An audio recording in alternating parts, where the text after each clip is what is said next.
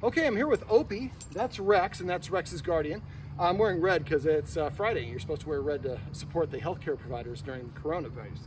All right, coronavirus, if I can speak properly. In this video, I'm going to go over how you can help a dog get over being jealous of another dog having a toy. This is a foster dog, Opie is. Rex lives here. Rex has taken our puppy class. He's about 2. This guy's about 9 months old. They've gotten a couple fights, and not necessarily fights over objects, but it could be coming. So in this video, we're going to go over some tips on how you can create a positive association so the dog actually sees, you can't come and get the treats, buddy. There we go. How you can create a positive association so that the dog doesn't see the other dog getting an object as a positive. So behind Rex right here, or behind Opie, you can't see me, there's a little orange vessel that's full of peanut butter. That's a really high value toy that Rex usually gets frustrated when Opie gets. And so he kind of charges that and tries to take it away. So what we're gonna do is we're gonna create a situation where Opie and I approaching the object gets Rex a couple of treats, and then eventually Opie is gonna get the object and that gets Rex what we call a jackpot, a mini big bunch of treats. So what I'm gonna do is I've got a leash here for both dogs. Rex is tethered to a tree. I've got a leash here. I want to make sure I have ultimate control of the situation, not to pull the dogs around with the leash, but to prevent any potential fights from happening. So we're going to walk off screen a little bit, and then we'll approach. We're going to approach, and as we approach, I'm going to give the guardian a signal. She's going to give Rex a treat, and she's going to say a word like share. Then we're going to turn and walk away and repeat that. Then we're going to come back and I'm going to let him get it, and then that's going to get Rex the jackpot, and then I'll come back and explain what we did. All right, Opie, come here, buddy. So you ready?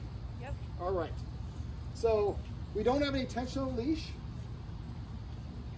And actually for this, just so Rex knows what it is, there we go. And now we're going to drop it there. So now Rex is kind of ready for it. So Opie. And we walk away.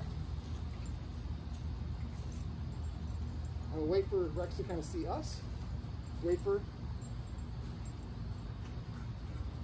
Go ahead and give a treat. And share. Share. Now we're going to approach and he's going to get it. All right, Opie. Share. Share, and then treat. Share. Now you can see Opie's really happy to have the peanut butter. He's already going to town.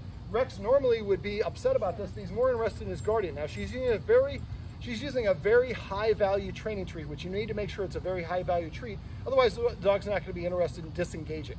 So what we're saying is that when Opie approaches a toy, that's a good thing. That's not something you should be jealous about, because when Opie approaches a toy, that means Rex is going to get a treat.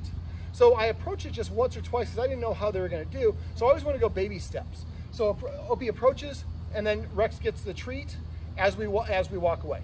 Then Opie approaches again. We stop short, Rex gets a treat, and then we walk away. And then the third time we approached, let him have it, and the guardian is giving a jackpot. Now the guardian's been doing it consistently because I didn't do a good job. I would just do about 5 treats the first time. After that, just 1 treat, and then I'm gonna go ahead and we're gonna walk away and we're gonna rep it again. You have a couple more treats still? Okay. Luckily, I have a plethora of treats.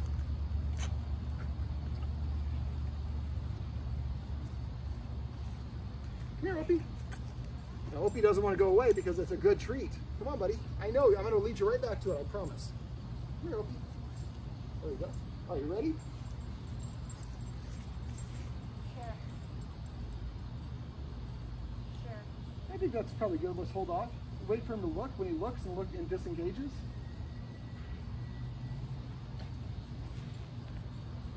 Share.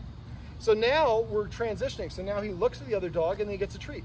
Now the leash prevents him from running around. The more a dog runs around, the more aroused they get. So we're using the leashes to create a safe situation. I don't think this is going to be a problem with them, but better safe than sorry. So what we want to do is do this in multiple different places. Dogs don't generalize well, so practice it here, there. This is probably more of an inside the house exercise, but the idea is to practice in different rooms and having Opie approach the toys from different directions, and Rex gets a treat. So if the guardian, as she has done an amazing job with Rex is an amazing puppy in our puppy classes, and she's an outstanding guardian. So if she feels like she can control Opie, or excuse me, Rex without a leash, she can go without a leash. It's based on what tools you need for your dog. But the idea is to create a situation where that dog that had a problem before sees the approaching other dog, whether it's approaching a toy, approaching somebody for a pet, or whatever the case may be, as a good thing, because it's what's called a precedent. When this dog approaches a toy, instead of being upset, I should be happy because that's a precedent. That means I'm about to get a treat. Opie. Opie. This handsome fellow is Opie, who's available for adoption, by the way. So if you're interested, what's the rescue? Midwest Wheaton Rescue. Midwest Wheaton Rescue. He's just a very dark-skinned Wheaton. No, just kidding. But they rescue a lot of different dogs. So, anyways, if you have a dog that has problems with another dog getting toys, it's not resource guarding. It's a little jealousy. This is a great technique that you can use.